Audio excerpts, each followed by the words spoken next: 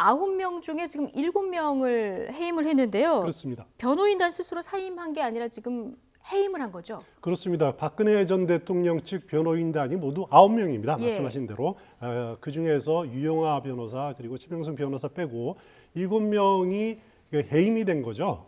지난 토요일에 유영하 변호사가 박근혜 전 대통령을 접견하고 네. 구치소에 가서 갔다 온 이후에 전격적으로 검찰에 해임서를 제출을 했는데요. 아무래도 제가 보기에는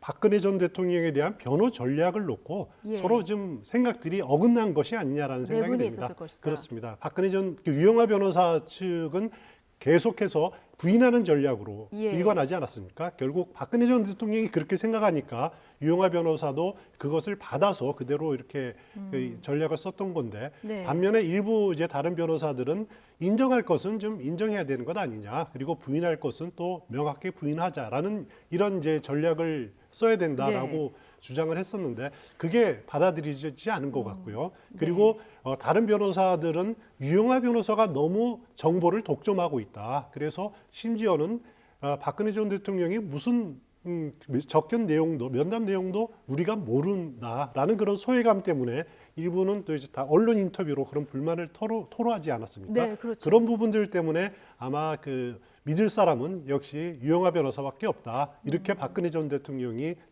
판단을 내린 것 같습니다. 네, 아무래도 이제 내분설이 계속 나오고 있으니까요. 그런데 이제 사임을 하려고 하니까 해임을 했을까요? 아니면 더 다른 어떤 이유가 있을까요? 글쎄요, 사임을 하려던 의사는 없었던 것으로 알려져 있죠. 그렇습니까? 그러니까 이 예. 말씀하신 변호사 같은 경우에는 언론과의 인터뷰를 통해서 박 전 대통령에 대한 어떤 지금도 신임이라든가 도와주고 싶은 마음 같은 그대로 있기 때문에 사임하고 싶다는 생각은 없었다라고 밝히기도 했고요. 예.